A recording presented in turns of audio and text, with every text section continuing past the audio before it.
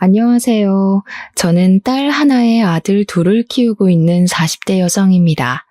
저는 나이를 먹지 않을 줄 알았는데 정신 차리고 보니 어느새 제가 40대가 되어 있고 세 자녀의 엄마가 되었네요. 되돌아보면 오늘의 저와 가족들이 있기까지 정말 무수히 많은 일이 있었습니다. 사실 지난 10년은 제 인생에서 가장 힘들고 괴로운 나날들이었어요. 지금은 어느 정도 제 마음이 정리도 되고 여유가 있지만 얼마 전까지만 해도 생각할수록 울분이 터지고 치가 떨리는 사건 때문에 잠도 잘 못 잤거든요. 하지만 이제는 새로운 시작을 앞두고 다 털어버리고자 이렇게 사연을 보내게 되었습니다. 일단 제가 살아온 이야기부터 하면 저는 20대 중반에 아동복지센터에서 사회복지사로 근무하고 있었고 센터장님의 아들이었던 남편과 결혼을 했어요. 사실 센터장님인 시어머니는 저를 정말 싫어하셨습니다. 처음부터 저를 싫어했던 것은 아니었어요. 오히려 처음에는 일 잘하고 아이들에게도 잘한다고 너무 좋아하셨습니다. 하지만 남편과 연애를 하고 결혼을 하겠다고 말하니 자기 아들 짝으로는 제가 한참 부족하다고 생각했는지 결혼을 반대했어요. 그도 그럴 것이 사실 우리 집은 부유하지 않았고 저의 어린 시절은 불행했습니다. 아빠는 어릴 때부터 아침부터 저녁까지 술만 찾으셨고 가장의 역할은 전혀 하지 않았어요. 심지어 술에 잔뜩 취하면 엄마를 때리기까지 했습니다.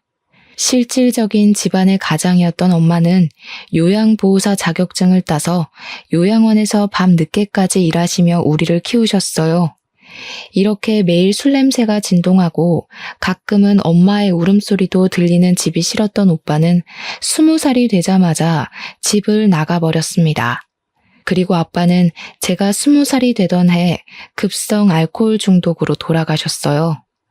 아빠의 장례식 마지막 날 발인까지 다 하고 저는 엄마를 모시고 집에 가려는데 어디선가 많이 본 뒷모습이 보였습니다. 자세히 보니까 오빠였는데 옷은 다 해지고 얼굴도 상처투성인 것이 꼴이 말이 아니었어요. 엄마와 저는 다급히 오빠를 불렀지만 오빠는 제 목소리를 듣고서 도망가 버렸고 그 뒤로는 오빠를 그 어디서도 보지 못했습니다. 그날 엄마는 집에 오셔서 오빠 생각에 가슴을 치며 눈물을 흘리셨어요. 당장이라도 모든 것을 다 포기하고 오빠를 찾아다니고 싶었지만 우리는 당장 먹고 살 걱정에 슬퍼만 할 수 없었습니다. 엄마는 여전히 요양원에서 일하셨고 저는 대학교는 꿈도 못 꾼 채 아르바이트를 하면서 사회복지사 자격증을 땄어요. 그 뒤로 아동복지센터에 취업하여 시어머니와 남편을 만난 것입니다. 이렇게 우리 집은 하루 벌어서 하루 겨우 먹고 사는 형편이었지만 시댁은 시아버지가 살아계셨을 때 공무원으로 계셨어요. 그래서 시아버지가 돌아가시고 나서도 유족연금을 받고 있었고 시어머니는 아동복지센터의 센터장, 남편이 지역에서 꽤 잘 나가는 입시학원 원장이었습니다. 엄청나게 갑부는 아니지만 그래도 꽤 넉넉히 사는 집안이었고 실제로 이 동네에서 비싼 아파트에서 살고 있었어요. 이런 집이 저를 며느리감으로 어디 생각이나 했겠습니까? 시어머니는 당연히 저를 결사반대했고 친정엄마도 꼭 이 결혼을 해야겠냐며 걱정하셨지만 저와 남편은 불같은 사랑을 했어요. 결국 시어머니는 우리의 사랑에 두 손 두 발 다 들고 마지못해 결혼을 허락했지만 조건이 하나 있었습니다. 그것은 바로 일을 관두고 시댁에 들어와서 살라는 것이었어요. 그 당시 저는 사랑에 눈이 멀어 남편과 결혼만 시켜준다면 지옥에라도 갈 수 있을 정도였습니다.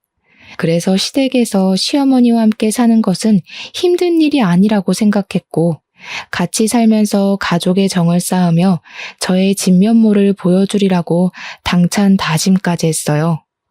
그렇게 저는 20대라는 어린 나이에 호랑이 같은 시어머니를 모시고 살게 되었는데 사실 그때 기억은 두 번 다시는 떠올리기 싫을 정도로 정말 힘들었습니다.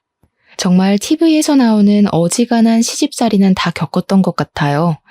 아직도 잊히지 않는 것이 시댁에서 처음으로 식사하는 날이었습니다.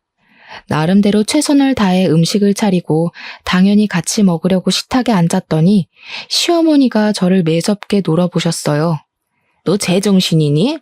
어디서 지금 며느리가 감히 여기서 같이 밥을 먹으려고 해? 나는 절대 너 같은 며느리와 겸상 안 한다. 너는 우리가 식사 마칠 때까지 옆에 서서 잔심부름이나 해라. 저는 시어머니의 불효령에 자리에서 일어나 옆에 서서 잔심부름을 해야 했습니다. 정말 억울한 일도 많고 힘든 일도 많았지만 그나마 다행이라면 다행인 것은 제사를 지내지 않았어요. 원래 남편 어릴 때는 지냈다고 했는데 시어머니가 아동복지센터 센터장이 되며 일이 많아 제사를 못 지내게 되었다고 합니다. 하지만 명절 때는 명절 분위기를 내야 한다며 음식을 장만하도록 했고 친정에도 못 가게 했어요. 그래도 친정과 시댁이 가까워서 평일 점심시간에 엄마가 근무하시는 곳 근처 식당에서 종종 만나곤 했습니다.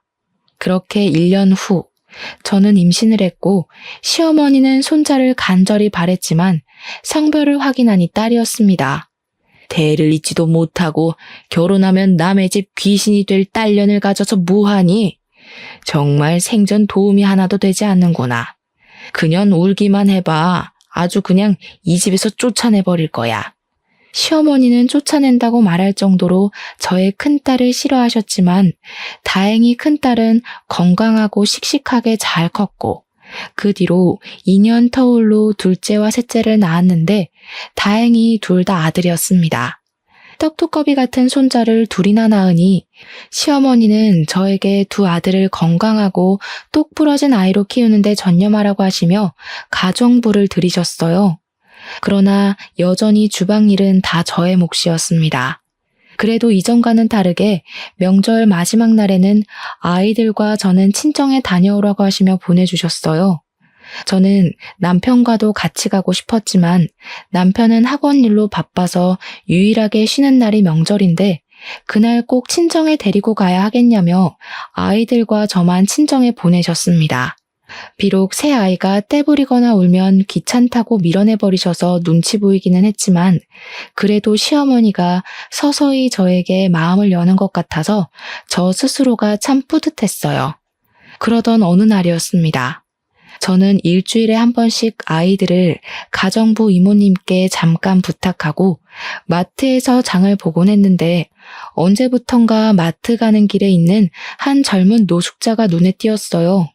그 노숙자는 젊은 시절 오빠와 너무 닮아서 노숙자를 보고 있으면 오빠가 떠올라 자꾸 신경이 쓰였습니다. 그래서 음식을 할 때마다 일부러 많이 해서 일회용 도시락에 담아 한 번씩 주고는 했어요.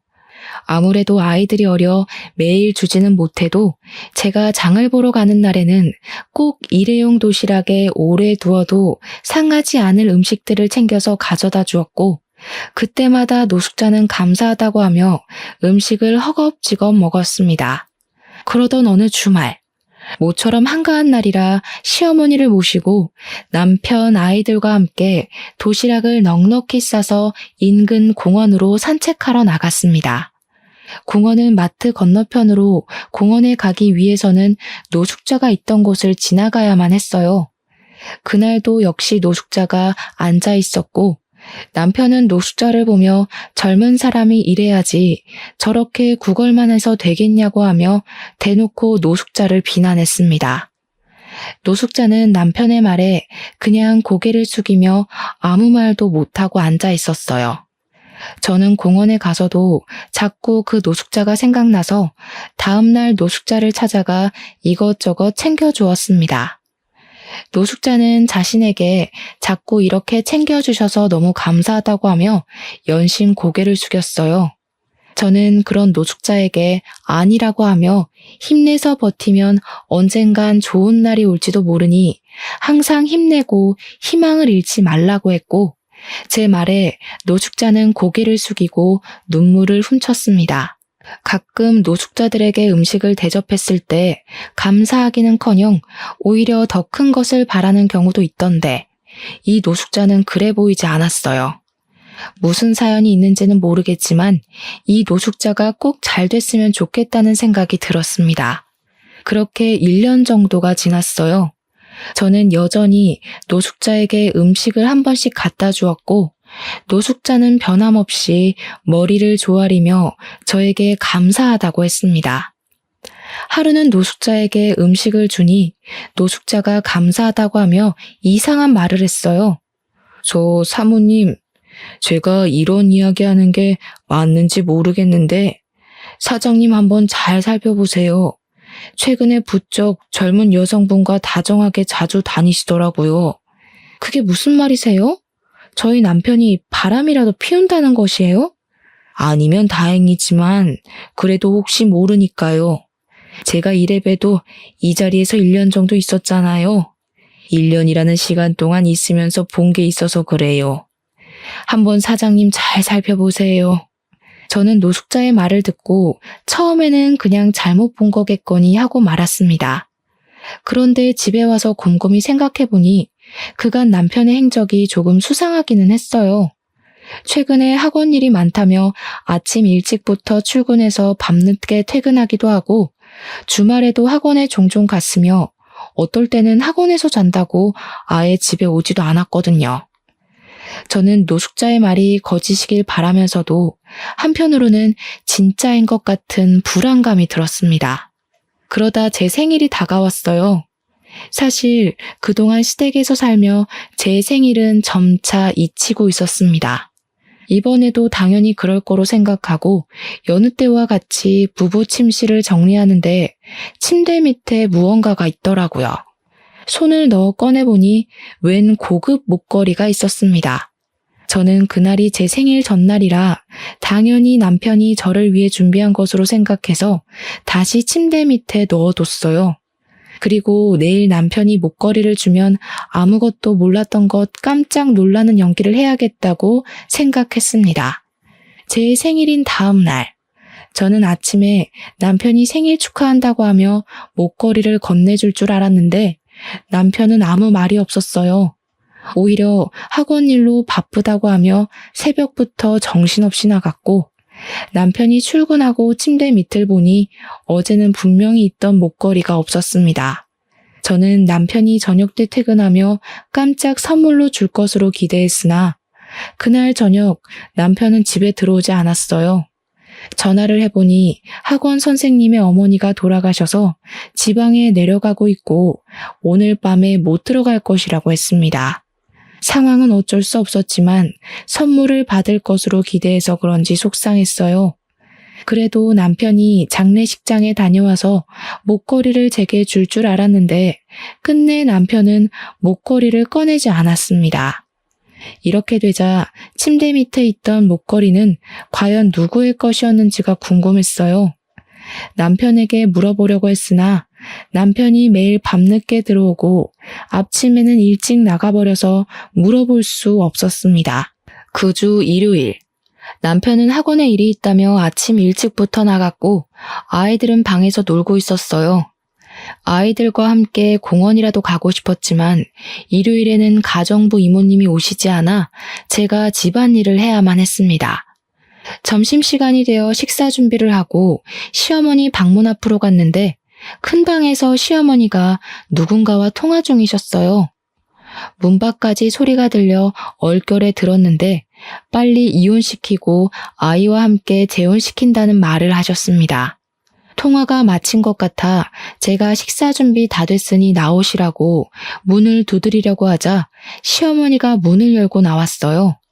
깜짝이야. 쥐새끼처럼 문 앞에서 뭐 하는 짓이야? 방금 내가 하는 이야기 들었어? 식사하러 나오시라고 말씀드리려고 한 건데. 그런데 방금 이혼 재혼 이야기 나오는데 누구 이혼했어요? 알 것 없다. 어디 어른이 통화하는데 몰래 엿듣고 있어? 너희 친정에서는 너를 그렇게 가르치디?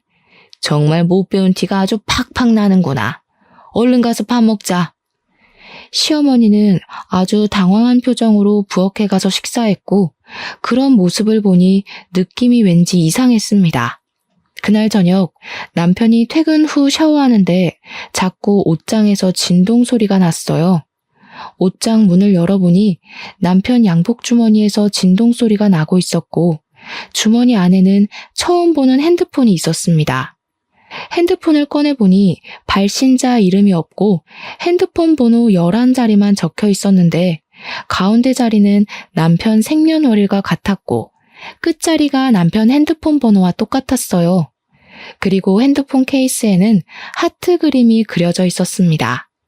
제가 전화를 받으려던 찰나 남편이 샤워하고 나왔어요.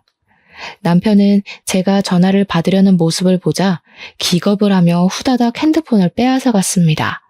뭐야, 남의 핸드폰을 왜 함부로 네가 받아? 이게 얼마나 중요한 전화인데. 계속 전화가 오길래 근데 이 핸드폰은 무슨 핸드폰이야? 자기 핸드폰 이거 아니잖아. 이거 학원에서 학부모님들, 학원 거래처 사람들과 연락하는 핸드폰이야. 언제 개통한 거야? 그리고 케이스는 그게 뭐야? 자기 원래 이런 케이스 유치하다고 안 좋아하잖아. 그냥 학생들이 선물로 줘서 한 거야. 뭘 그렇게 따져대. 아무튼 나 전화하고 올게. 남편은 핸드폰을 들고 굳이 집 밖에 나가서 전화통화를 했습니다. 아무리 학원 업무용 핸드폰이라지만 이렇게까지 화를 내는 것, 그리고 업무상의 전화를 굳이 밖에까지 나가서 하는 것이 이상했어요. 그리고 제일 이상한 것은 남편의 취향에 전혀 맞지 않은 하트 그림의 핸드폰 케이스였습니다.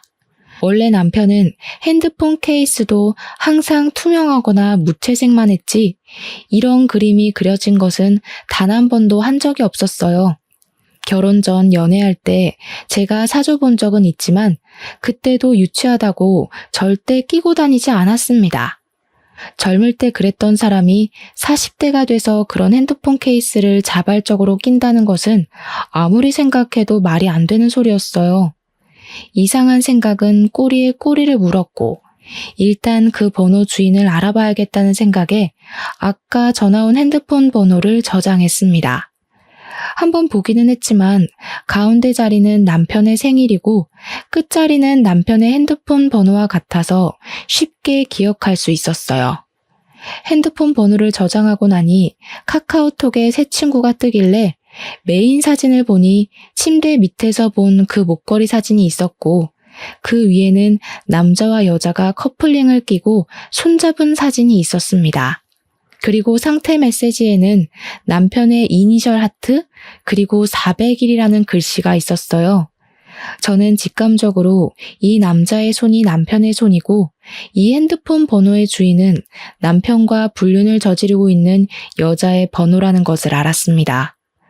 그날 밤 남편은 상간녀와 통화를 하고 서재에서 잠을 잤고 저는 부부 침실에서 혼자 있으며 이 상황을 어찌해야 할지 고민했어요.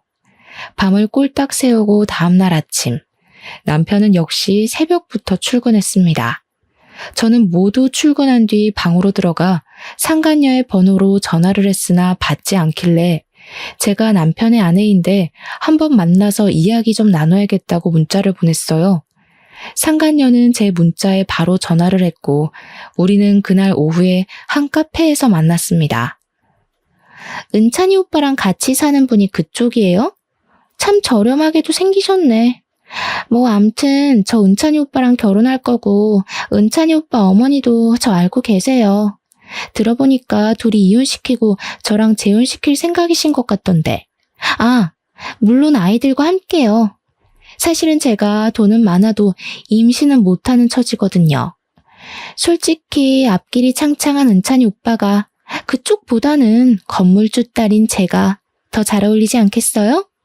게다가 아이도 아들 둘에 딸 하나 있으면 보기 좋은 오붓한 가정이 되겠네요. 뭐? 지금 유부남이랑 불륜을 저지른 주제에 뭘 잘했다고 이렇게 당당해? 그리고 우리 아이들을 내가 언제 너한테 맡긴대? 허튼 생각을 참 정성껏 또 한다. 언니가 아무리 그래도 어머니, 은찬이 오빠 모두 말 끝난 상황이에요. 이미 1년 전부터 명절 마지막 날에는 그 집에도 갔는걸요. 그리고 언니가 자던 침대에서 은찬이 오빠랑 잠도 자고요. 이미 어머니는 저를 며느리로 생각하고 있다고요. 그러니까 괜히 난리치지 말고 그냥 조용히 혼자 꺼져주세요. 아시겠어요? 생각해보니 1년 전부터 시어머니가 명절 마지막 날에는 꼭 저와 아이들을 친정에 보내셨습니다. 저는 감사한 마음에 친정에 갔었는데 사실은 남편 상간녀와 함께 시간을 보내려고 했던 것이라는 생각을 하니 남편과 시어머니에 대한 배신감과 분노에 눈이 뒤집히고 온몸이 부르르 떨리더라고요. 저는 끝까지 뻔뻔한 상간녀에게 너무 화가 나서 앞뒤 생각할 겨를도 없이 상간녀의 면상에 물을 뿌렸습니다. 상간녀가 당황해하며 저에게 정신 나갔냐고 하며 소리를 지르길래 뺨도 때렸어요. 정신 나간 건 너지. 어디서 애까지 있는 남의 나자 뺏어놓고 큰 소리야. 나도 불륜까지 저지른 남편과 같이 살 마음은 죽어도 없지만 곱게 끝내진 않을 거야. 너한테도 상간녀 소송 걸 테니까 준비 단단히 하고 있어. 내가 너랑 남편이라는 작자, 그리고 너를 가족으로 받아들인다던 시어머니까지 모조리 다 박살낼 거야. 박살낼 수 있으면 박살내봐.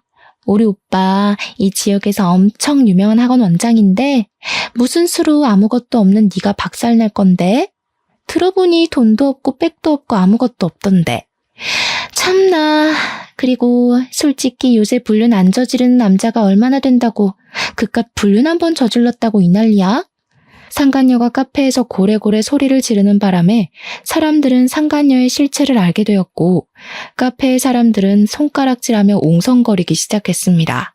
사람들의 눈초리에 상간녀는 오히려 더 적반하장으로 소리를 지르며 사랑하는데 어쩌라는 식으로 말했고 그 모습을 사람들이 동영상으로 찍어댔어요. 저는 혼자 화가 나서 쇼를 벌이는 상간녀를 카페에 두고 남편의 학원으로 찾아갔습니다. 남편은 저에게 무슨 일이냐고 했고 저는 남편을 보자마자 뺨을 갈겼어요. 왜 때려? 갑자기 무슨 짓이야? 정신 나갔어? 제정신이야? 그래, 나 정신 나갔다. 지금 눈 돌아가서 아무것도 눈에 보이지 않아. 나 그동안 너 하나만 바라보고 모진 시집살이 다 견뎌왔는데 어떻게 네가 다른 여자랑 바람이 날 수가 있어? 지금 이런 상황에서 내가 안 미치는 게 이상한 거지. 지금 사람들이랑 학생들 앞에서 무슨 소리를 하는 거야? 헛소리 그만해, 쪽팔리게. 바람 피우고 불륜 저질러서 쪽팔린 건 아나 보지? 지금 네 상간녀 보고 다 확인하고 오는 길이야, 이 새끼야.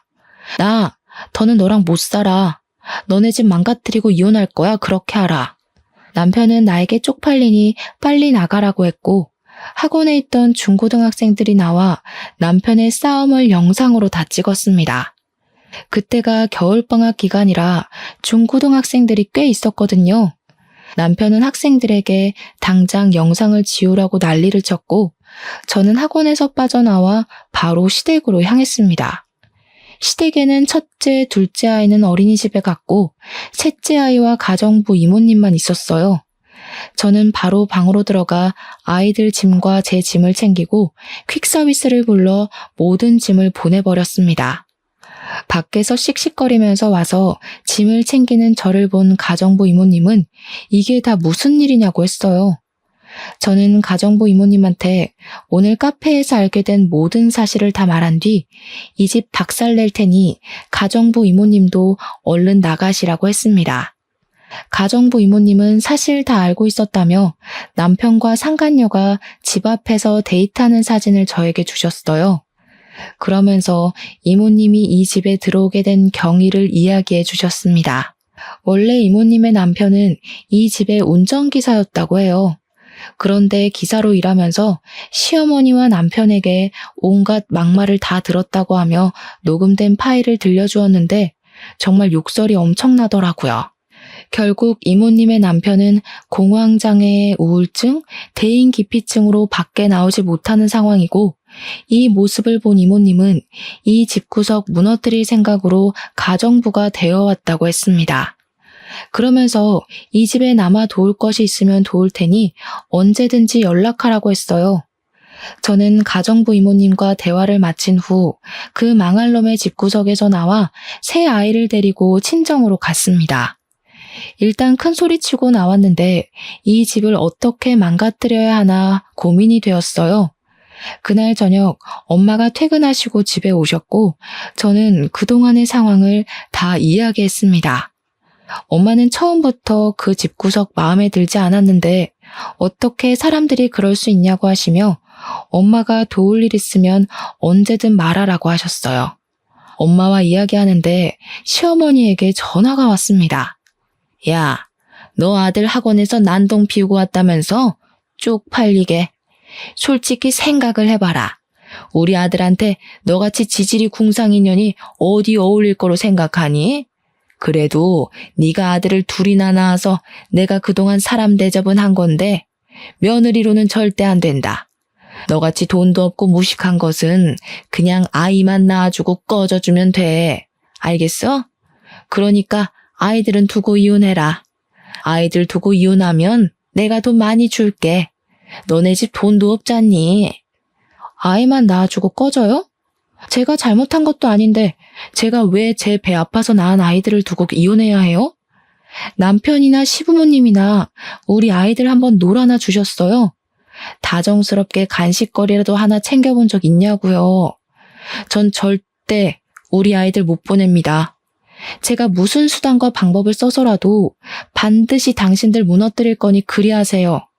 네가 무슨 수로 무너뜨릴 거니? 돈이 있니 명예가 있니 권력이 있니? 쥐뿔도 없는 주제에 괜히 설치다가 다치지 말고 그냥 포기해라. 이 말 듣고 도끼가 단단히 오른 저와 엄마는 시어머니의 센터 그리고 남편과 상간녀까지 반드시 망하는 모습을 봐야겠다고 다짐했습니다. 집에서 잠시 쉬고 있는데 가정부 이모님이 만나자고 연락이 왔어요. 약속된 장소로 나가보니 이모님이 아까는 정신이 없어서 말을 못했다며 볼펜 녹음기를 하나 건네주셨습니다. 사실 그동안 볼펜 녹음기를 가지고 출근했었는데 앞으로 이혼 소송할 때 도움이 될 것 같다고 하시면서요. 저는 감사한 마음으로 가정부 이모님께 볼펜 녹음기를 받았고 친정집으로 다시 가는 길에 노숙자를 보았습니다.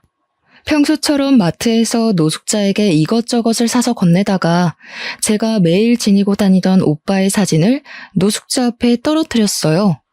노숙자는 오빠의 사진을 보더니 오빠의 이름을 말하며 맞냐고 물었습니다. 저는 맞는데 어떻게 하시냐고 했더니 원래 이 근처에서 크게 학원을 하시던 학원 원장님이셨다고 하며 항상 지나가실 때마다 자신에게 음식을 사주시던 분이라고 했어요. 그런데 갑자기 다른 지역으로 이사하셨고 가시면서 혹시 힘든 일 있으면 연락하라고 하시며 명함을 주고 가셨다고 합니다. 그러면서 노숙자는 오빠의 이름이 적힌 명함을 건네주었어요. 저는 그 명함을 보고 바로 엄마에게로 달려갔습니다. 엄마는 명함을 보시더니 떨리는 목소리로 명함 속 번호로 전화를 했어요.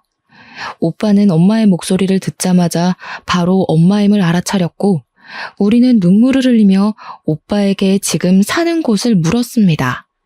노숙자의 말대로 오빠는 대학 입시 컨설팅 학원을 운영하고 있었고 오빠가 있는 곳은 우리가 사는 곳 바로 옆 동네였어요. 다음 날 오빠는 저와 엄마가 사는 집으로 왔고 엄마는 요양원에 연차까지 내고 오빠를 위해 엄청난 음식을 준비했습니다. 우리는 밥을 먹으며 서로 살아온 이야기를 나눴어요. 오빠는 20살 때 집을 나가 막노동을 하며 고시원에서 생활했다고 합니다. 그곳에서 잠을 거의 자지 않고 열심히 공부했고 그 결과 우리나라에서 가장 유명한 수도권 대학교에 전액 장학금을 받고 진학했어요. 대학교 졸업 후 회사에 취업했지만 회사 생활은 생각보다 적성이 맞지 않아 1년 만에 관뒀고 그 뒤로 고등학교 학생들에게 과외를 했는데 입소문이 나면서 학원까지 차리게 되었습니다. 이 학원의 위치가 바로 남편 학원 근처였고 여기서 근무하며 노숙자를 봤다고 해요. 저는 오빠에게 저도 그동안 살아온 이야기를 하며 지금 사실 이혼을 하려 한다고 했습니다. 오빠는 제 이야기를 듣더니 남편이 학원 원장이었으면 자신이 알 수도 있겠다면서 남편의 사진을 보여달라고 했고 제가 핸드폰에서 남편의 사진을 찾아 보여주니 이 사람이 정말 남편이냐고 물었습니다. 오빠가 하는 말이 남편 학원 학생들이 오빠네 학원으로 옮기자 남편은 사실무근의 소문을 내며 오빠를 괴롭게 했다고 해요. 그래서 오빠는 똥이 무서워서 피하냐 더러워서 피하지 하는 심산으로 이사를 했고 지금은 학원이 위치가 좋아서인지 학생들이 이전보다 많아졌고 더 잘 되고 있다고 합니다. 엄마는 오빠가 살아온 이야기를 듣더니 정말 고생 많았겠다고 하며 오빠를 꼭 안아주셨어요. 오빠는 남편으로 인해 우리 남매 둘 다 너무 고생했다며 그놈들 절대 가만두면 안 되겠다고 했습니다. 그러면서 혹시라도 돈이 필요하면 최선을 다해 도와줄 테니 돈 걱정은 걱정하지 말고 최고의 변호인단을 꾸려서 이혼 소송을 하든 뭘 하든 해서 그 집구석을 아주 납작하게 해주라고 했어요. 솔직히 그들을 무너뜨리고 싶어도 아무것도 없는 제가 할 수 있을까 걱정했는데 오빠의 말을 들으니 뭔가 힘이 되었습니다. 집에서 식사를 마친 뒤 저와 오빠는 우리가 다시 만나는 데 결정적인 도움을 줬던 노숙자를 만나러 갔어요. 그런데 항상 있던 그 자리에 노숙자가 보이지 않았습니다. 근처 상인의 말로는 어제 어디론가 떠날 듯이 짐을 다 챙겨서 떠났다고 해요. 저와 오빠는 부디 노숙자가 편안한 곳에서 일도 하며 잘 살기를 간절히 빌었습니다. 시계를 보니 어느덧 오빠가 출근할 시간이 되어 오빠는 학원을 갔고 저도 집으로 와서 남편 학원으로 이혼 서류를 보냈어요. 그리고 시어머니와 남편을 무너뜨리기 위해 가정부 이모님이 주신 볼펜 녹음기에 녹음된 내용을 들어보았습니다. 들어보니 시어머니는 상간녀에게 오래전부터 며느리라고 부르며 통화를 종종 했었고 남편과 저를 쫓아낼 궁리를 하는 대화 내용이 제법 상세히 녹음되어 있었어요. 게다가 아동복지센터에 지원되는 보조금을 횡령한 정황까지 나왔습니다. 저는 이 모든 것들을 증거로 일단 시어머니를 고소했어요. 그리고 지역 맘카페에 남편과 시어머니에 대한 글을 올렸습니다. 학생들을 가르치는 학원 원장이 결혼하고 아이를 셋이나 낳았지만 젊고 돈 많은 건물주 딸인 여자와 불륜을 저지르고 아이들을 보살피는 지역 아동센터 센터장인 그의 엄마는 아들의 불륜을 혼내지는 못할 망정 오히려 상간녀에게 며느리라고 부르며 그들을 지지하고 본처를 쫓아내려 한다고 말이에요. 또한 가정부 이모님의 남편에게 막말했던 녹음 파일까지 다 올렸습니다. 맘카페에서는 어느 학원에 어느 센터 선생님이 이러는지 확인한다고 난리가 났고 이어서 댓글에 자기 아들이 학원에서 찍어온 영상이라며 동영상 파일 하나가 올라왔어요. 그 동영상에는 저와 남편이 나왔고 이로 인해 남편의 학원이 어디인지 다 알려지게 되었습니다. 그리고 또 다른 사람의 댓글에는 이전에 상간녀가 카페에서 소리를 지르며 난동을 부린 동영상을 올렸어요. 그 동영상에는 상간녀가 소리를 지르며 이 지역에서 엄청 유명한 학원 원장과 불륜을 저지른다고 말하는 장면이 있었는데 그 덕에 사람들은 동영상 속 여자가 남편과 불륜을 저지른 상간녀임을 알 수 있었고 건물주라는 말에 상간녀의 신상도 털리게 되었습니다. 저는 이 모든 상황을 지켜보며 우리나라의 네티즌의 빠른 정보력에 감탄하고 있는데 남편에게 전화가 왔어요. 너 학원에 이혼 서류 보냈더라? 나도 너랑 이혼할 참이었는데 잘 됐네. 근데 말이지, 아이들은 내가 데리고 와야겠어. 사실 너희 집보다 우리 집이 잘 살기도 하고 우리 집이 교육 쪽에 종사하고 있으니까 내가 아이들을 보는 게 더 낫지 않겠어? 과연 그럴까? 지금은 너네 집이 우리 집보다 더 잘 살지 몰라도 내가 보기엔 조만간에 너네 집 망할 것 같은데? 그게 무슨 소리야? 이혼 앞두니까 불안하고 초조해서 헛소리하니? 아무튼 우린 네 뜻대로 이혼하고 양육권은 내가 가질 거야. 그렇게 알고 있어. 넌 양육권 못 가질 거야. 아빠라는 작자가 아이들이랑 언제 한번 다정하게 놀아주기나 했니? 난 양육권 절대 못 넘기니 이혼 소송하자. 네가 이혼 소송할 수 있을 것 같아? 생각보다 이혼 소송할 때 돈 꽤 많이 들어. 너 그만한 돈 없잖아. 괜히 무리하지 말고 그냥 좋게 말할 때 내 말대로 해.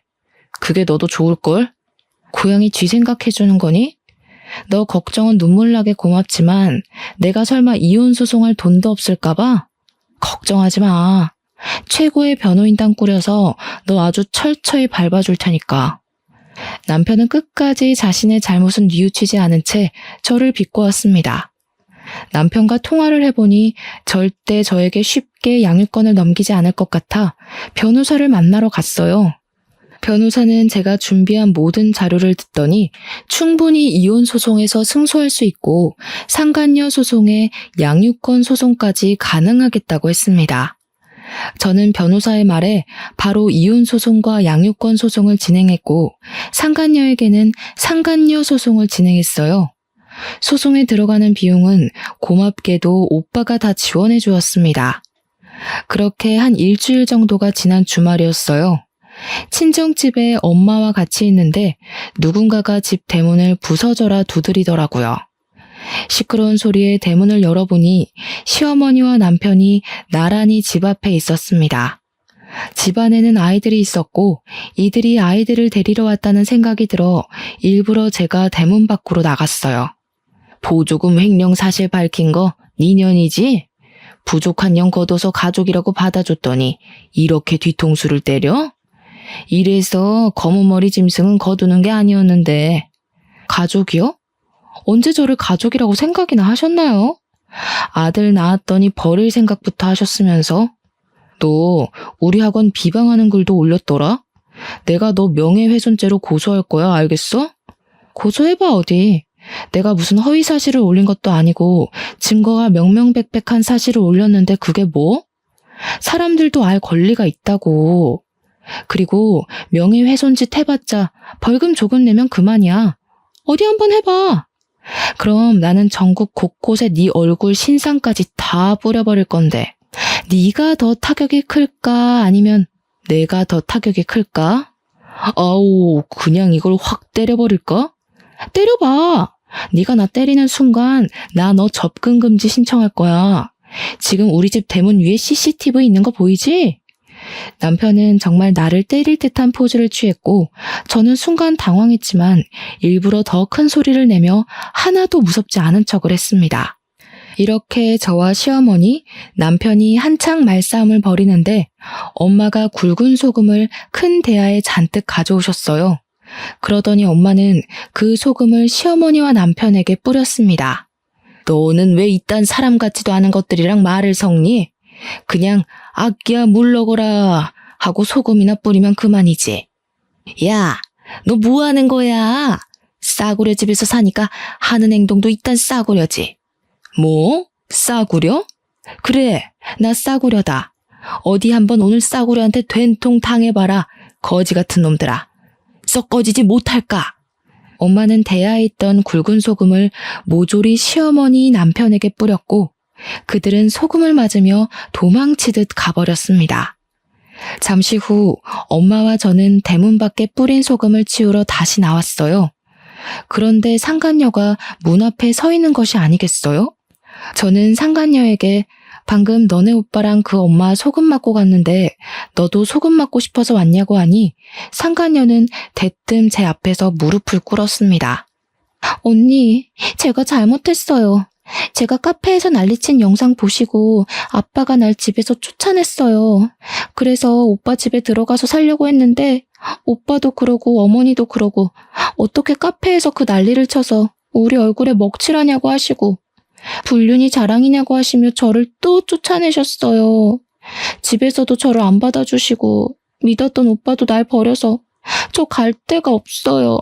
사실 저는 직업도 없고 아빠 돈으로 그동안 먹고 살았는데 언니가 상간녀 소송까지 걸어서 지금 미칠 지경이에요. 이제 오빠랑도 헤어지고 정신도 차리고 살 테니 제발 상간녀 소송 좀 취소해 주시면 안 돼요? 카페에서 그 당당하던 모습은 어디 가고 이렇게 불쌍하실까? 그러게, 누가 그렇게 행동하랬니? 그리고 이렇게 일을 만든 사람은 바로 너야. 난 그래도 내 남편이 젊은 년이랑 바람난 게 쪽팔려서 조용히 말했는데 네가 그 카페에서 혼자 흥분하는 바람에 일이 이 모양까지 꼬였잖아. 아니야?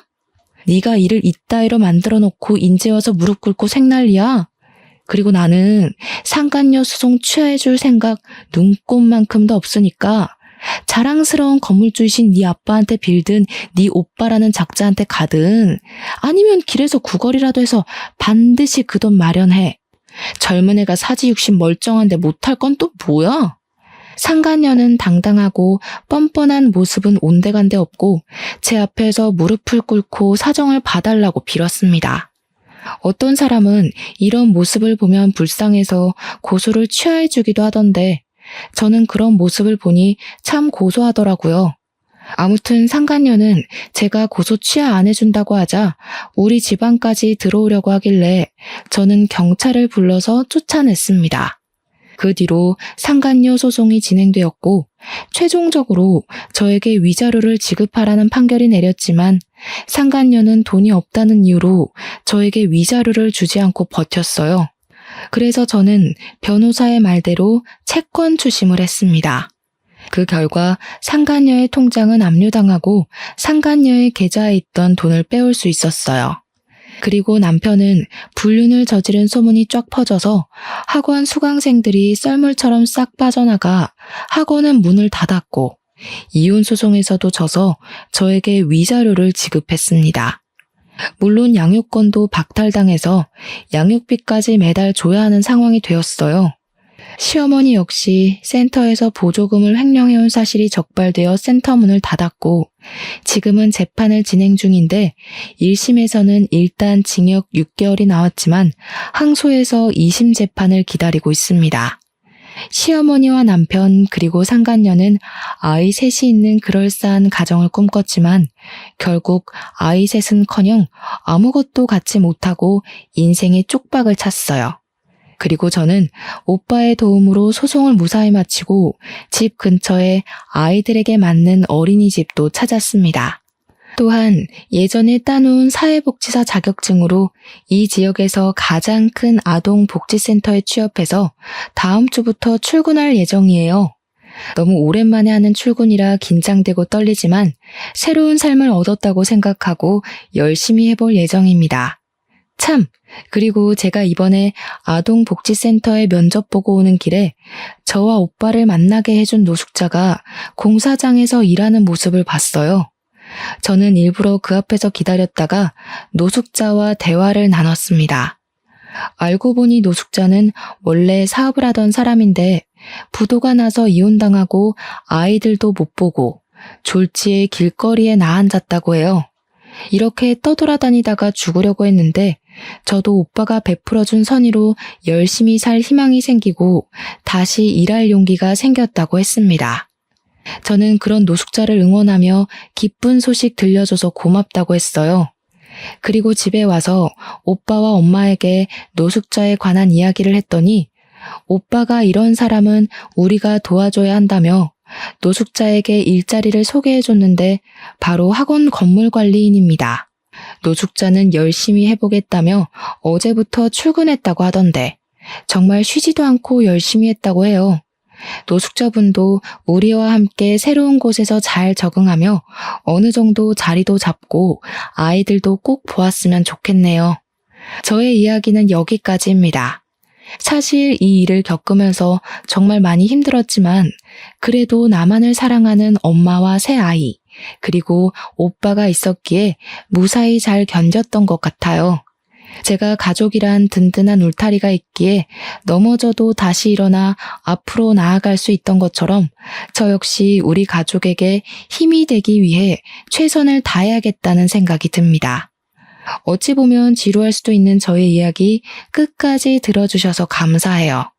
저의 이야기를 들어주신 모든 청취자분은 행복한 일만 가득한 봄날 되시길 진심으로 기원합니다.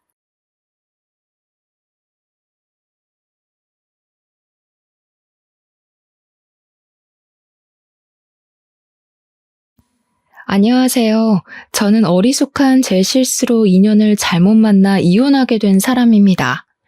행복했던 날에 수만큼 힘들기도 했던 저의 짧은 결혼 사연을 들려드리고자 컴퓨터를 켰어요.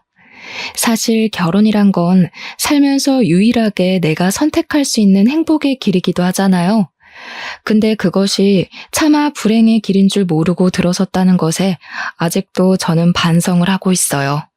뭐가 그렇게 좋았길래 결혼을 서둘렀는지 모르겠어요. 아니, 서두르지 않았다면 제가 과연 실수 없이 인생을 살았을까요? 사실 그것도 확신은 못하겠네요. 그래도 한번 씻을 수 없는 실수를 겪었기 때문에 앞으로 제가 살아갈 인생에서 큰 도움은 될 것 같아요. 저의 경험을 청취자분들과 나누고자 하니 제 사연을 들어보시고 함께 조언 공유하도록 해요. 우선 저는 돈이 많은 집안에 시집을 갔습니다. 가난한 집안에 시집을 가는 것보단 결혼 잘했다는 소리를 많이 들었어요.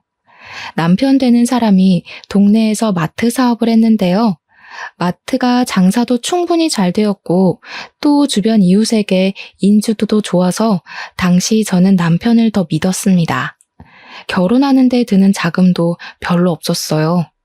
신혼집은 시부가 월세 주고 있던 아파트를 저희에게 주겠다고 해서 큰 목돈 마련할 필요 없었고 예식장은 양가 부모님이 돈을 보태서 해결해 주셨습니다. 양가 부모님께서 저희 보고 돈 있을 때 아껴놓으라 하더라고요. 나중에 아이 생기면 모으고 싶어도 잘 안 모아진다면서 도와줄 수 있는 사람이 있을 때 돈을 아끼라 했습니다. 그렇게 저랑 남편은 큰 어려움 없이 결혼을 할 수 있었어요. 시작이 너무 수월해서 저도 제가 결혼을 잘했다고만 생각했습니다. 그런데 역시 사람은 길게 봐야 하는 것 같더라고요. 남편에겐 나이 많은 신우가 있는데요. 신우는 5살짜리 애 딸린 미혼모입니다. 처음에 신우 얘기를 남편한테 먼저 들었을 땐 안타까운 사정이라고만 생각했어요. 남편도 신우를 참 안 된 사람으로 생각하고 있었고, 그래서 남편이 신우를 대할 때 뭐든 조심스럽더라고요. 웬만하면 신우의 부탁을 거절하지 않았습니다. 일단 집안 자체에서 신우의 미혼모 사정 때문에 신우를 굉장히 안쓰럽게 보고 있었어요. 당연히 이건 지내다 보니 알게 된 사실이었습니다. 그래서 그런가 특히 남편과 신우 사이가 너무 좋더라고요. 제가 생각하는 일반적인 남매 모습이라고 하기엔 너무 애틋해 보였습니다. 저는 그걸 보고 식구끼리 상처도 잘 보듬어주고 참 마음이 따뜻하다고 생각했어요. 시모도 처음엔 제게 굉장히 착하게 대하셨거든요. 시부가 저를 참해 보인다고 엄청 마음에 들어 하셨는데 시모도 저를 마찬가지로 생각해 주셔서 얼마나 다행이었는지 몰라요. 그래서 저는 더더욱 이 집안에서 잘 어울려 지낼 수 있을 거라고 생각했습니다. 저랑 남편이 신혼여행 다녀오고 나서도 시모가 손수 신혼살림 정리하는 걸 도와주기도 하셨어요. 물론 시부가 좀 도와주라고 시키기도 했지만 그래도 시모는 정말 친절하게 저희를 도와주셨어요. 살림이 처음일 저를 위해서 이런저런 조언도 많이 해주셨습니다. 그리고 남편이 알레르기 때문에 못 먹는 음식만 알려주셨지 남편을 상점 모시듯 모시란 경고도 없었고 오히려 남편이 말 안 들으면 자기한테 전화해서 일으라고까지 하셨어요. 그만큼 제 수준에 맞게 유쾌한 분위기를 만들어주셔서 시모가 좋았습니다. 반면 시부는 지방에서 어업을 크게 하시는 분이라 서울 집에는 자주 방문을 못하는 사정이셨어요. 거의 6개월 만에 한 번씩 집을 방문한다고 들었습니다. 원래 며느리 사랑은 시부라고 하잖아요. 시모도 제게 잘해주긴 하셨지만 사실 시부가 저를 가장 챙기는 게 느껴졌거든요. 사실 저를 본 횟수로 보면 거의 초면이나 다름없다고 해도 무방한데 시부는 제가 시집와서 힘들까봐 어떻게든 편의를 봐주려고 했습니다. 그래서 제가 결혼함과 동시에 집에 제사도 없앴고 명절에 음식하는 것도 없애버리셨어요. 시댁에도 굳이 연락하지 않는 이상 주기적으로 찾아올 필요 없다고 하더라고요. 그뿐만이 아니었습니다.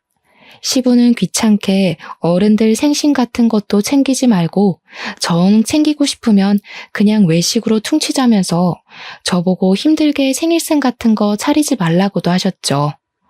어떻게 이리 며느리 입장을 잘 생각해 주시는지 처음 그 선언을 들었을 때 제가 다 민망할 지경이었습니다. 다른 가족들도 제게 친절했고 제 편의를 봐주려고 웬만하면 굳은 일 안 시키려고 하긴 했는데 솔직히 시부처럼 이런 시댁 행사를 없애주는 것이 진정으로 며느리를 생각해주는 마음이잖아요. 처음엔 시부에게 그렇게까지 마음 안 써주셔도 된다고 하며 거절했지만 시부가 워낙 단호하게 나와서 결국 그렇게 결정이 난 거거든요. 그게 당장은 몰라도 나중엔 정말 큰 은혜라는 걸 예측할 수 있어서 더 이상 거절하진 못했어요. 그 부분에 대해서 시모도 별 말은 없었습니다. 시부가 결정한 거라 더 말하지 못했을 수도 있고 아니면 시모도 그런 행사들이 귀찮았을 수도 있고 일단은 시부 의견에 반대하는 사람은 아무도 없었다는 겁니다. 그렇게 선포하고 지방을 내려간 시부는 일이 너무 바쁠 땐 1년에 한 번씩 온다고도 하더군요. 어떻게 될지는 가봐야 한다면서 떠나셨어요. 그렇게 저는 신혼여행에 다녀오고 나서 한동안 시부는 코빼기도 볼 수 없었습니다. 그리고 그제야 저는 그게 어쩌면 남은 식구들이 모두 기다렸던 시간이었을 수도 있다는 걸 깨달았어요. 시댁이랑 저희 신혼집이랑 걸어서 닿을 수 있는 거리인데 신우랑 시모가 번갈아 가면서 굉장히 자주 방문하더라고요. 방문만 하는 거면 뭐 상관이 없었죠.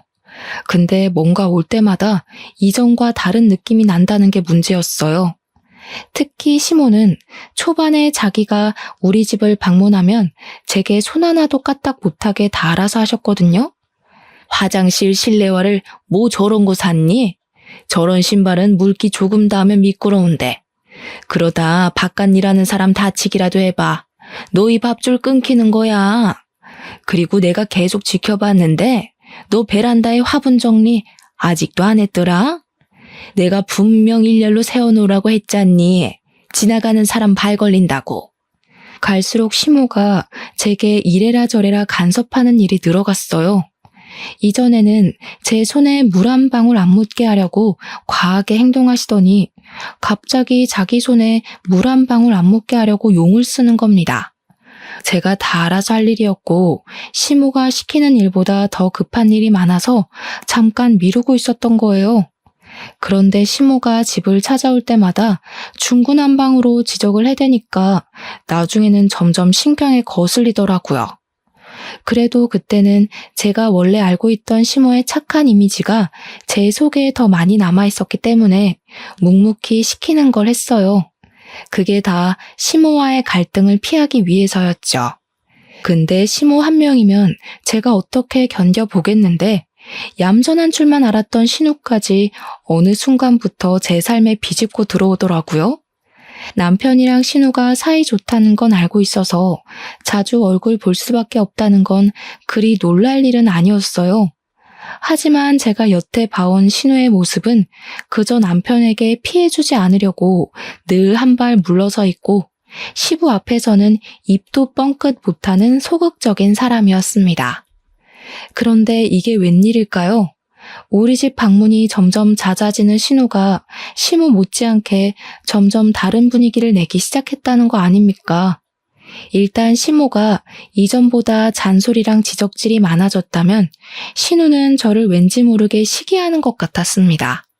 시기를 한다는 게 무슨 말이냐면 남편이랑 신우 사이가 너무 좋다 보니까 제 남편이 저한테 잘해줄 때마다 신우가 질투를 느끼는 것 같았어요.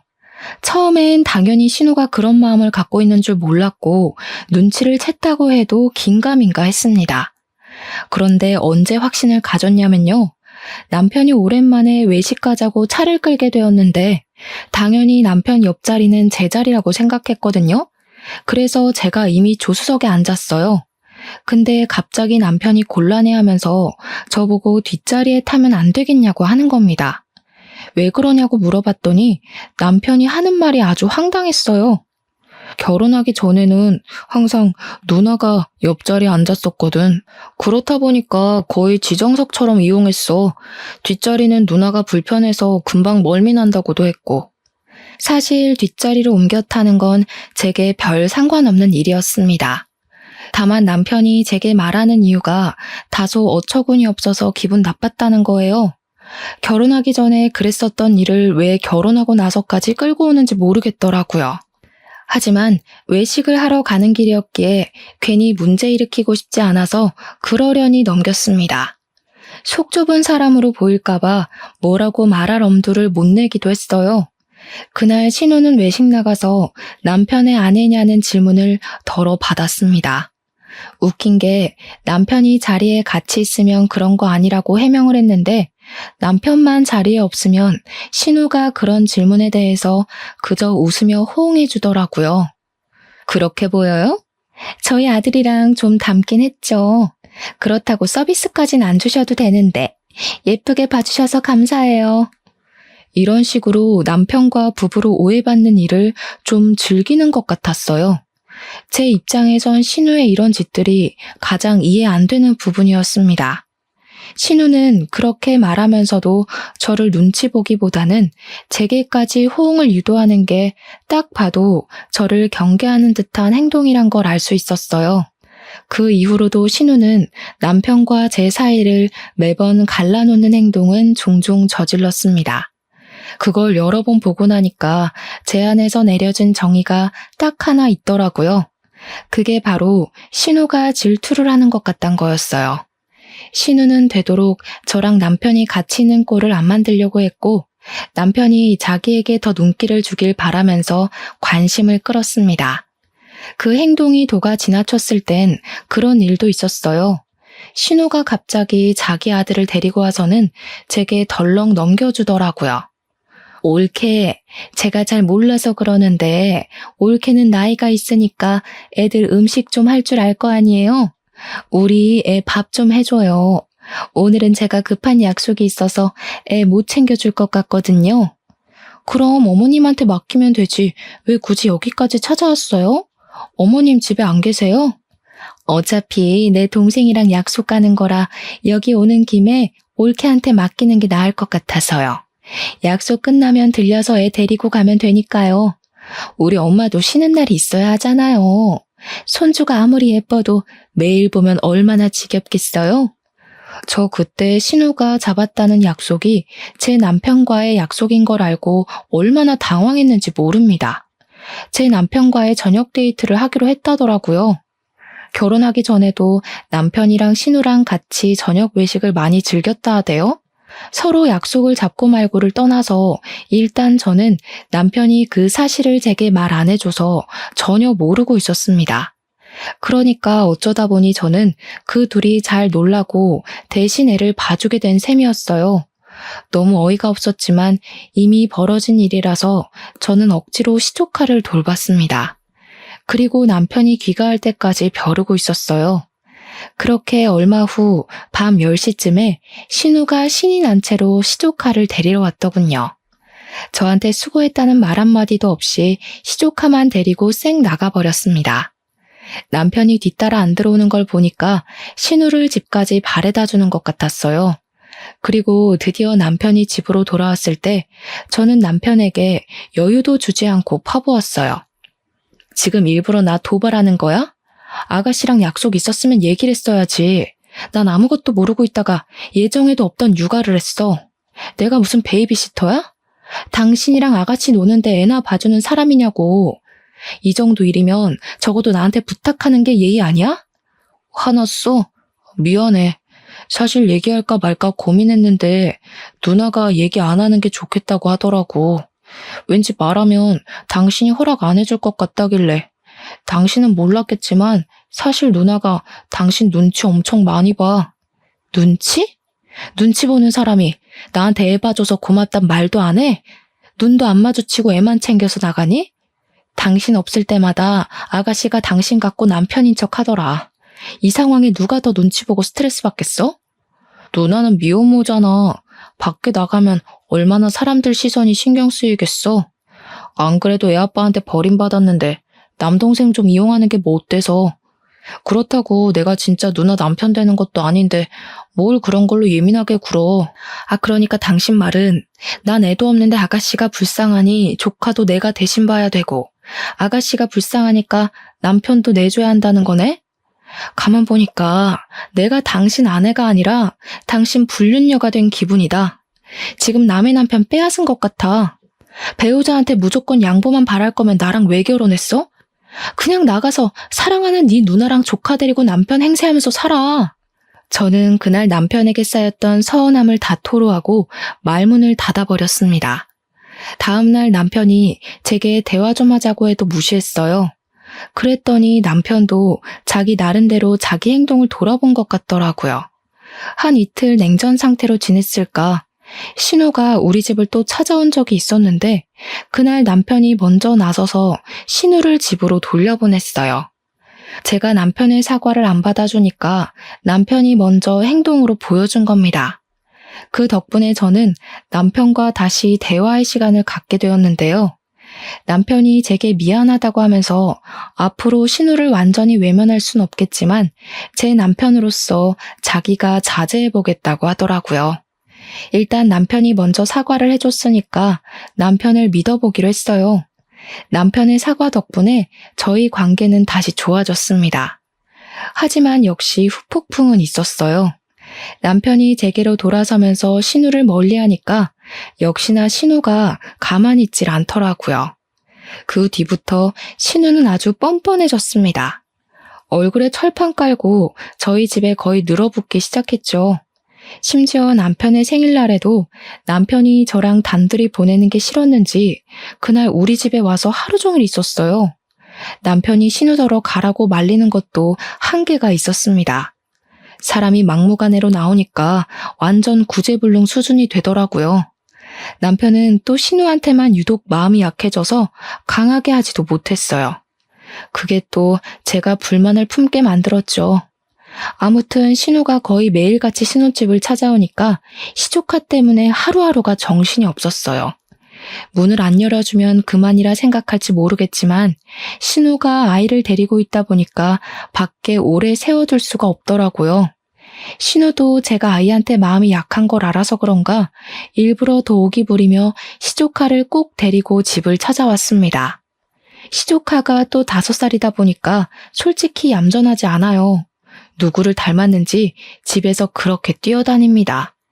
신경 안 쓰려고 해도 시조카가 이것저것 만지려고 하고 위험하게 놀아서 제가 말을 계속 얹을 수밖에 없는 입장이었어요. 근데 정작 신우는 애한테 손 떼고 하루 종일 휴대폰 하거나 TV만 봅니다. 남편이 올 때까지 집에서 기다렸다가 남편이 오면 남편이랑 수다 떨면서 노는 게 신우의 일과였어요. 아, 그리고 또 하나 있네요. 제가 남편 저녁상을 미리 차리면 이것저것 손대면서 잔소리를 폭탄으로 던지기도 합니다. 우리 동생 시금치 싫어하는데 결혼했으면서 그런 것도 파악 못했어요? 내 동생은 어릴 때부터 초록색 나무를 특히 싫어했어요. 남편 내조하고 살 거면 그 정도는 공부 좀 하세요. 이제 먹더라고요. 제가 먹으라고 하니까 군말 없이 먹는다고 하던데요. 나이가 몇 살인데 이런 걸로 편식을 해요. 알레르기 일으키는 음식만 피하면 되지. 남편 스트레스 주는 마누라가 제일 최악이라고 하던데 올케 나중에 우리 동생한테 이혼당할라. 조심해요. 잔소리도 딱 자기 생긴 것답게 사람 속을 참 잘 뒤집어 주더군요.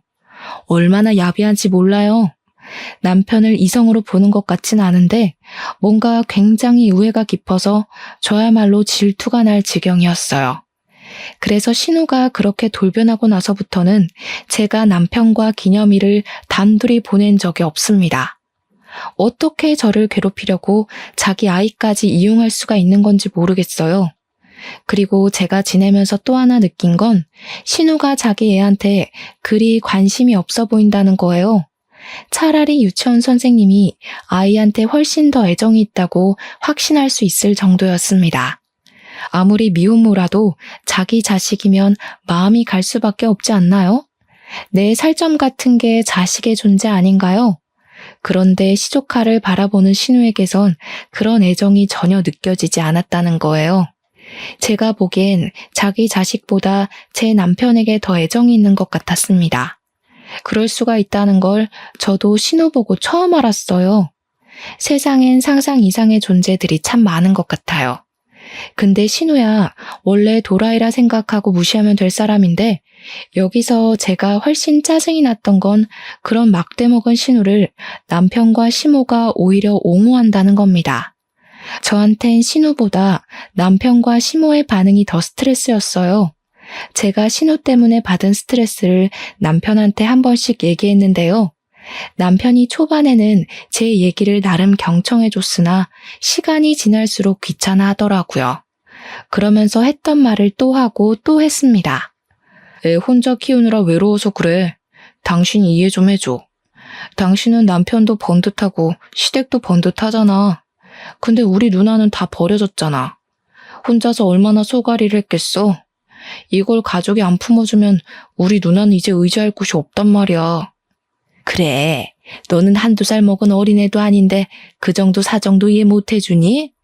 나이 먹은 여자는 볼 거라곤 이해심이랑 배려심밖에 없어. 설마 너 그런 각오도 없이 내 아들이랑 결혼하겠다 했던 거야? 나는 그래도 네가 철딱서니 없는 어린 년들보단 우리 식구 사정을 잘 품어줄 거라고 생각했다. 내가 잘못한 거니? 그럼 좀 실망할 것 같네. 실망은 이미 제가 했는데요. 이런 식으로 저 나쁜 년 만들어서 죄책감 들게 하려는 것 같은데 그런 건 어머님이 말씀하시는 어린애들한테나 통하는 화법이고요. 저는 어느 정도 성숙해버린 사람이라서 어머님 하시는 말씀이 일방적인 협박으로밖에 안 들리네요. 며느리를 이용하려고 한 거면 차라리 멋모르는 여자를 데려다가 며느리 시키지 그러셨어요? 웬만하면 시모한테 반항 안 하려고 했는데 해도 너무한 것 같아서 그만 저질러버렸던 날입니다. 그렇지 않아도 시모가 제 주장에 좀 당황하더라고요. 남편도 옆에서 시모한테 무슨 말버릇이냐고 잘못했다고 사과하라 하대요. 저도 한번 속마음을 털어놓으니 더 이상 눈에 뵈는 게 없어지는 겁니다. 그래서 이참에 더 제 감정을 밀어붙였어요. 이 결혼 생활 유지됐으면 좋겠어요? 아니면 그 반대인가?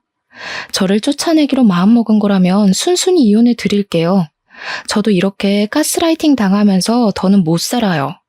저는 결혼해서 잘 먹고 잘 살려고 한 거지 남의 집 뒤치다거리나 하러 온 거 아니거든요. 저는 그들 모습에 정떨어져서 입 밖으로 이혼까지 고심하겠다고 말해버렸습니다. 그랬더니 그제야 남편이 제게 또 먼저 사과를 하더군요. 그 자리에 함께 있던 시모랑 신우를 황급히 내보내곤 저를 붙잡고 용서를 빌었습니다. 그런데 용서를 비는 내용이 조금 특이했어요. 아빠한텐 절대 말하지 마. 우리끼리 해결할 수 있잖아. 앞으로 내가 잘할게. 당신 심기 안 거슬리도록 엄마랑 누나 우리 집에 못 오게 할 테니까 제발 아빠한텐 이혼 소리 꺼내지 마. 남편이 시부를 유난히 두려워하는 모습을 보이더라고요. 결혼 생활을 길게 유지한 건 아니었지만 남편이 그렇게까지 시부를 두려워하는 건 처음 봤습니다. 제게 싹싹 비는 모습도 이전에 사과했던 모습과는 차원이 다르게 간절했어요. 그래서 저 일단은 이혼을 보류하게 되었습니다.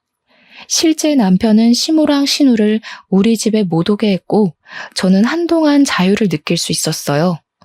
물론 이혼을 언급한 게 그냥 한 소리도 아니었고 이혼 결심을 완전히 접은 것도 아니었어요. 일단은 당장 시부가 제 눈앞에 없기도 해서 보류를 했을 뿐입니다. 결혼한 지 얼마 안 됐는데 벌써 이혼까지 염두에 버릴 줄은 몰랐네요. 그렇게 직장인들이 마음속에 사표를 품고 사는 것처럼 저도 마음속에 이혼을 품고 지내며 시간을 보낼 때였어요. 어느 날 제가 시댁을 방문할 날이 있어서 시댁을 찾았는데 문이 열려 있길래 그냥 들어가려고 했거든요. 근데 안에서 시모랑 신우가 심각하게 대화하는 것이 들리더라고요. 그래서 안으로 들어서지 않고 밖에서 두 사람의 대화를 엿듣게 되었습니다. 그리고 거기서 굉장히 충격적인 사실을 듣고 말았어요. 그 두 사람이 시조카에 대해서 얘기를 나누고 있었는데요. 신우가 시조카를 아들이 아닌 동생이라 칭하면서 시모에게 얘기를 하고 있더라고요. 그때부터 저는 무슨 정신으로 그랬는지 모르겠는데 일단 그 대화를 몰래 녹음해버렸습니다. 그러면서 숨죽이고 계속 대화에 집중을 했죠. 들으면 들을수록 충격적인 사실이었어요. 놀랍게도 시조카는 신우 친자식이 아니었습니다. 바로 시모의 늦둥이 자식이었던 거예요. 얼마나 놀라운 사실입니까? 여태 시조카인 줄 알았던 5살짜리 아이가 제게 도련님이었다는 거잖아요. 게다가 5살이면 아이 친모의 나이가 적어도 저랑 또래 정도는 되어야 하는데 시모가 품기에는 시모 나이가 너무 많잖아요. 솔직히 할머니 수준 아닙니까? 대체 어쩌다 그런 일이 생겼나 잠자코 더 들어봤더니 5년 전 시부가 집을 비운 사이에 시모가 산악회 모임을 다니다가 외간 남자랑 불륜을 저지른 것 같더라고요. 그 불륜남 사이에서 만들어진 자식이었던 겁니다. 그걸 시모가 신우 아들로 둔갑시켜서 신우를 미혼모로 만든 거였어요. 시부는 그 사실을 고스란히 믿고 있는 상황인 것 같았습니다. 다 듣고 나니 이해가 되더군요. 그래서 신우가 그 아이한테 그리 애정이 없었나 봅니다. 그럼 저는 여태 시조카가 아니라 시모 아들을 대신 봐준 셈이 되는 거였는데요. 기분이 정말 이상했고 이 사실을 모르고 있을 시부가 너무 불쌍하더라고요. 근데 시모는 어떻게 자기 애를 남이 데리고 있는데도 한 번도 궁금해하거나 들여다보질 않았던 걸까요? 신우가 제게 아이를 던져줘도 별말 없었던 것 보면 사실 시모도 신우에게 자기 아이를 떠맡기듯 버린 것일지도 모른다는 생각이 들었어요. 대체 아이는 무슨 죄입니까? 무슨 이런 콩가루 가족이 다 있는지 모르겠더군요.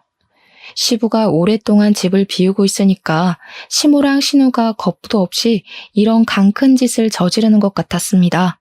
시부 돈으로 먹고 자고 즐기면서 시부 뒤에선 헛짓거리를 하고 있었다니 어쩌면 이 사람들이 시부 재산까지도 충분히 노리고 있을 것 같다는 생각이 들더군요. 일단 저는 모른 척을 했습니다. 그날 시댁을 방문하려고 했던 것도 포기하고 집으로 돌아갔어요. 휴대폰에 녹음된 내용을 다시 들어봤더니 그렇게 소름이 끼칠 수가 없더라고요. 그들이 숨기고 있던 모든 사실을 다 알고 나서 그들을 지켜보니까 역시나 새로웠습니다. 그래도 시모가 자기 늦둥이 바라보는 시선이 신우보단 애정이 있는 것 같더라고요. 사실 초반에는 그저 시조카에게 할머니니까 손주로서 잘해주는 줄로만 알았거든요. 그 두 사람이 제 앞에서 아이를 두고 계속 연기를 하는데 볼수록 아이가 참 안 됐다는 생각이 들었어요.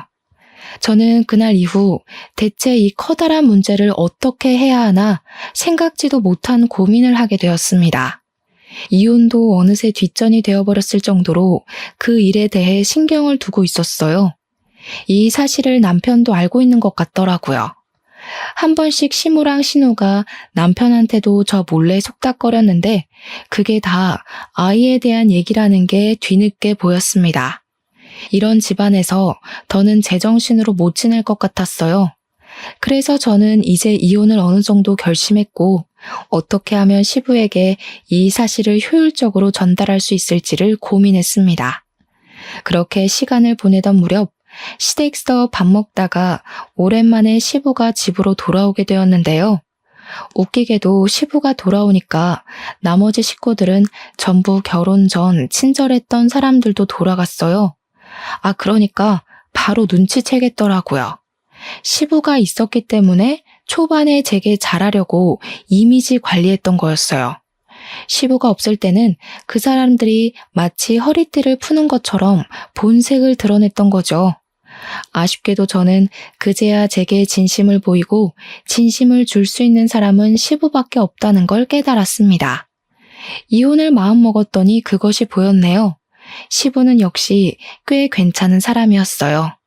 사람을 귀하게 대할 줄 아는 분이셨고 며느리인 제게 굉장히 잘해주셨습니다. 집에 오자마자 제게 고생 많다고 바로 용돈을 쥐어주기도 하셨어요. 그리고 시부가 온 그날 저녁은 시댁에서 밥을 먹었는데 역시나 시모가 제 손에 물 한 방울 안 묻게 하려고 하더라고요. 하지만 이젠 그게 다 개수작이라는 걸 제가 알잖아요. 그래서 시모 무시하고 제 할 일을 꿋꿋이 했거든요. 근데 시부가 잠깐 친구 만나러 나간 사이였어요. 시모가 기다렸다는 듯이 고무장갑을 제게 던지면서 빨리 설거지 먼저 하라고 부추기는 겁니다. 우습지 않나요? 시부가 매일 같이 살았다면 제게 고나리질 못해서 어떻게 참았을까 싶더라니까요. 시모가 잔머리 쓰는 게 보이길래 저도 잔머리 좀 써줘야겠다고 생각했어요. 마침 시모랑 신우는 시부가 늦게 들어올 거라 생각했는지 방에 들어가서 TV를 보고 놀고 있었어요. 아마 제가 시부 오기 전에 설거지를 다 끝낼 거라고 확신하고 있었던 것 같았습니다. 남편은 애초에 제게 신경을 안 쓰고 있었어요. 하루 종일 자기 늦둥이 동생이랑 놀아주는 걸 핑계로 저를 돕질 않았죠. 그래서 저는 설거지를 최대한 늦게 했습니다. 정말 다행히도 시부가 친구를 짧게 만나고 돌아오셨어요.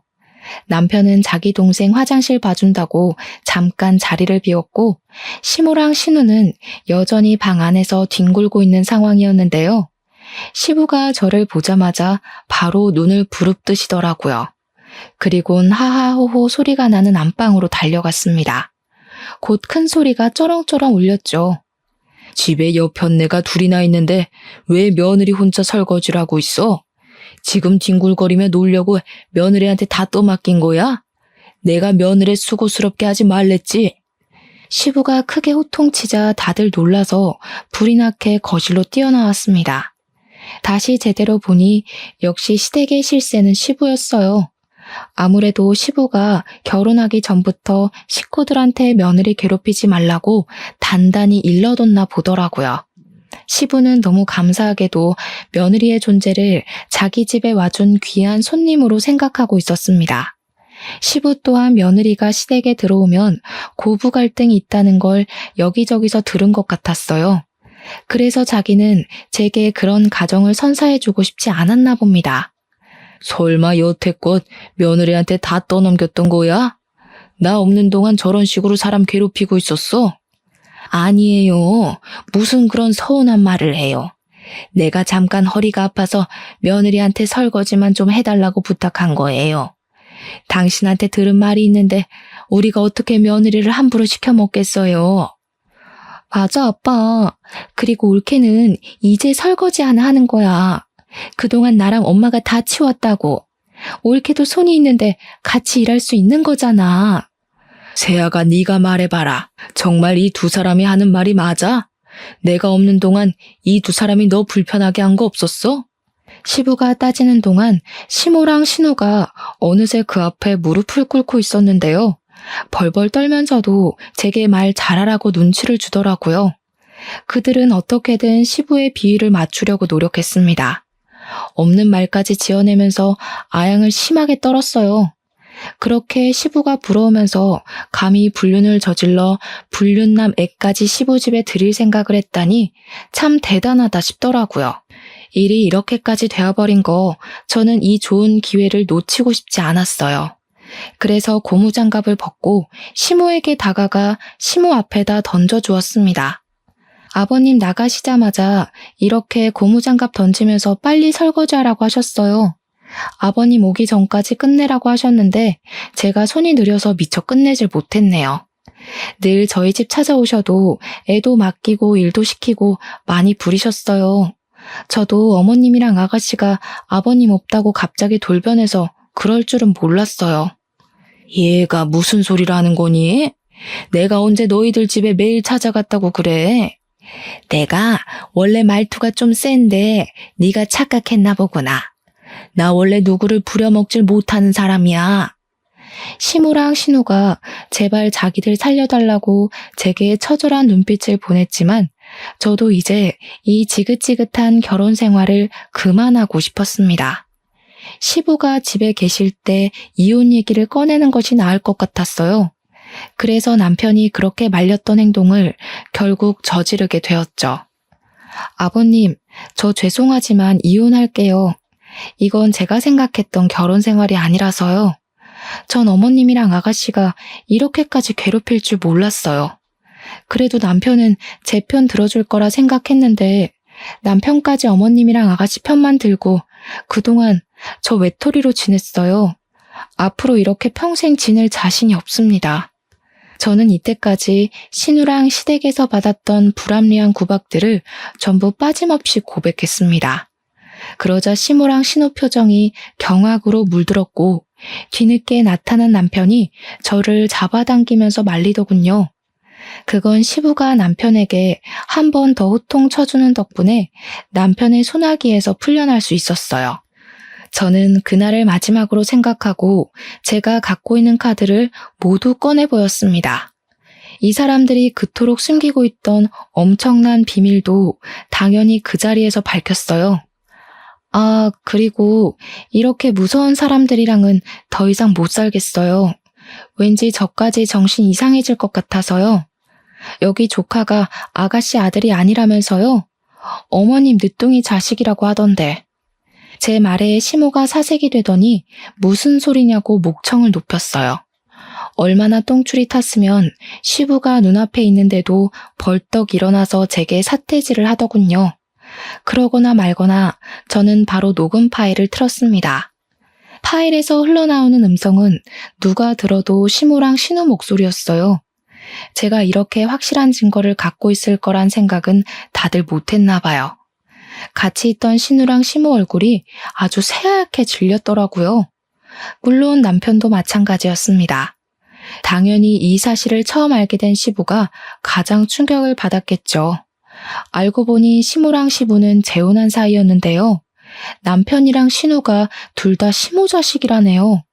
시부는 시모를 만나기 전까지 노총각이었다가 초혼을 시모랑 한 듯 했습니다.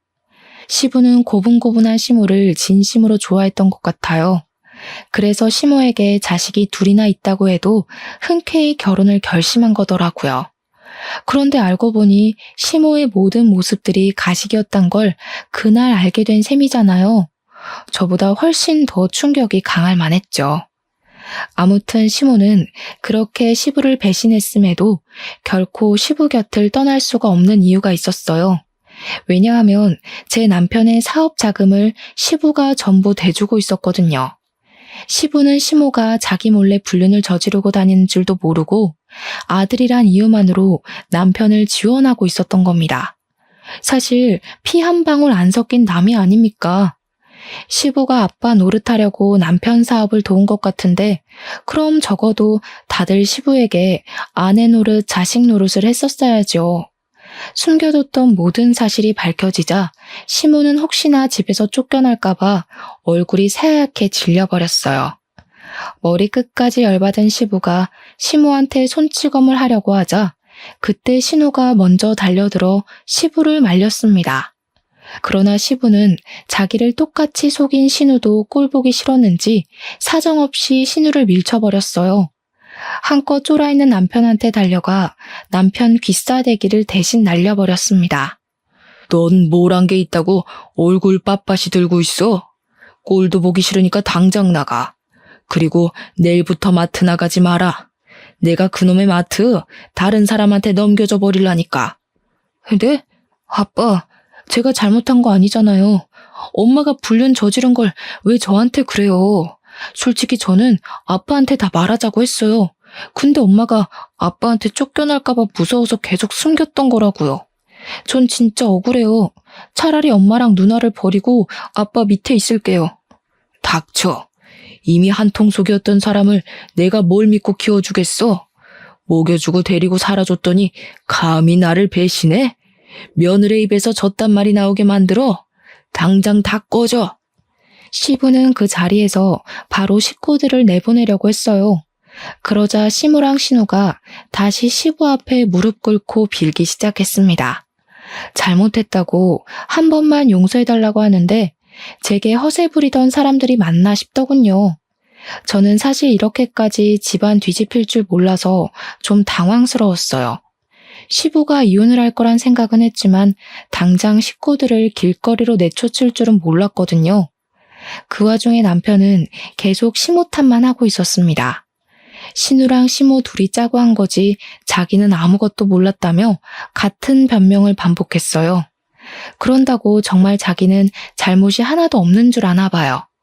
이미 시부에게 그 사실을 몇 년간 숨긴 걸로 중죄나 다름없는데 말입니다. 이미 그들은 더 이상 회생할 수 없을 만큼 이미지가 다 박살이 났는데 그런 와중에도 시모랑 신우는 혼자만 살려는 남편이 고가웠는지 남편의 과오까지 알아서 다 밝혀주더라고요. 그 자리에서 한 발 물러나 그 사람들을 지켜보는데 정말 추태가 따로 없었습니다. 그러거나 말거나 시부는 어린 아기마저도 자기 핏줄이 아니니 자비를 베풀 필요가 없다고 생각했나 봐요. 아이를 바로 시모에게 안겨주며 같이 내쫓았습니다. 결국 그들은 짐도 못 챙기고 빈손으로 집을 나가게 되었죠. 다들 어디 멀리 가지도 못하고 시댁 근처만 뱅뱅 돌았어요. 용서를 빌 기회만 보고 있더라고요. 근데 그걸 또 시부가 가만히 안 놔뒀어요. 자기 집 마당에 호수까지 끌어와서 세 사람한테 뿌려댔습니다. 혹시라도 뭘 받고 싶어서 얼쩡대는 거면 한 푼도 받아갈 기대하지 말라며 경고까지 날려주었죠. 그렇게 저는 생각보다 개싸움 없이 수월하게 이혼을 진행할 수 있었어요. 시부도 시모에게 이혼 소송을 할 거라고 하더라고요. 그리곤 죽기 전에 재산을 다 기부해서 자기 호적에 붙어있는 남의 자식에게 돈 한 푼 안 줄 거라고도 했어요. 그러면서 시부가 제게 진심으로 사과까지 하였습니다. 네가 괜히 못난 집에 시집을 와서 안 해도 될 고생만 하고 가네. 내가 집안의 가장인데도 돈 버는데 미쳐 있어서 집안 꼴이 개판인 줄도 몰랐어. 참 너를 볼 면목이 없다. 우리 식구 때문에 아깝게 날린 시간은 내가 꼭 보상해 줄게. 아니에요, 아버님. 아버님 잘못이 아닌데 왜 아버님께서 사과하세요? 제가 유일하게 위로받은 사람이 아버님인데 아버님한테는 그런 말 안 듣고 싶어요. 오히려 제가 감사하다고 절을 해야 하는걸요.